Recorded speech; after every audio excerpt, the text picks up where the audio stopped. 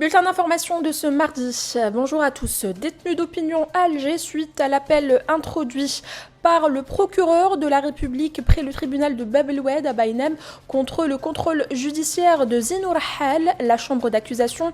La cour de Ruisseau à Alger rejette l'appel du procureur aujourd'hui et confirme le maintien de Zinour Hal sous contrôle judiciaire. Au niveau de la même juridiction, le procès en appel de l'ex-détenu d'Ahmed Nour El-Houda Yasmine a été renvoyé au 15 juillet prochain après les renvois du 17 juin et le 27 mai à la cour d'Alger à Ruisseau. Il a initialement été déjà renvoyé en date du 4 mars, du 22 avril et du 27 mai dernier. Le procureur près le tribunal de Sidi Mohamed à Alger a fait appel suite à sa libération, verdict de condamnation 6 mois dont 2 mois de prison ferme et 4 mois de sursis. Elle a été arrêtée le 17 septembre 2019 et libérée le 25 novembre. À Relizène, la chambre d'accusation cour de Relizène va étudier la demande de remise en liberté provisoire du détenu Abdallah Ben Aoun demain, mercredi 15 juillet.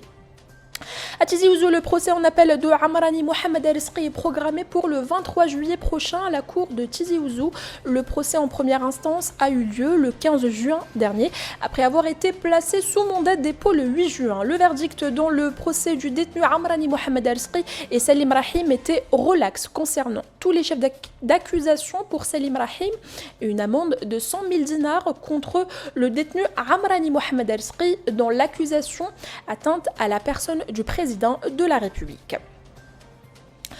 Coronavirus, un nouveau record en Algérie. 494 nouvelles contaminations ont été enregistrées durant les dernières 24 heures, ce qui porte le total à 19 685 depuis le début de l'épidémie dans le pays. 7 nouveaux cas ou 7 nouveaux décès ont été enregistrés les dernières 24 heures, ce qui porte à 1018 le nombre de morts par la Covid-19. Ahmed Ouyahia est bel et bien vivant lors d'une conversation téléphonique avec la rédaction de Radio M. Amin Karaouda, l'avocat de l'ancien Premier ministre incarcéré à la prison d'El Harrach. Ahmed Ouyahia a démenti toutes les rumeurs qui circulent sur les réseaux sociaux principalement concernant le supposé décès de son client. Le général à la retraite Ali Rderi a entamé vendredi dernier une grève de la faim pour dénoncer son incarcération qui dure depuis plus d'une année. C'est ce qu'a annoncé Morad Ameri, membre de son comité de soutien. Dans une lettre adressée à l'opinion publique et publiée ce lundi ou hier lundi par ses avocats, l'ex-candidat à la candidature à l'élection présidentielle avortée du 18 avril 2019.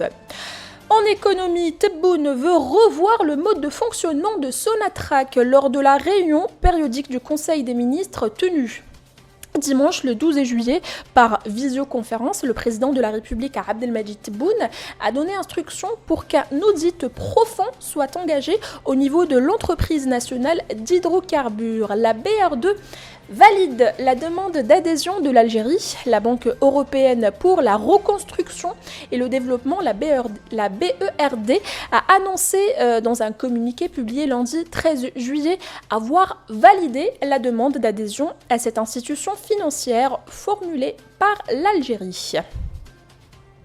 La page internationale, le dossier libyen, le président Abdelmadjid Tebboune a déclaré dans son interview accordée au quotidien français l'opinion que le rétablissement de la stabilité de notre voisin libyen est un enjeu de sécurité nationale. Le président Tebboune préconise une nouvelle feuille de route débouchant sur des élections apaisées en Libye dans un horizon de 2 à 3 ans sous l'égide de l'ONU et d'un gouvernement de transition issu d'un consensus national. C'était les informations de ce bulletin d'information. Merci de nous avoir suivis. Excellente journée à tous.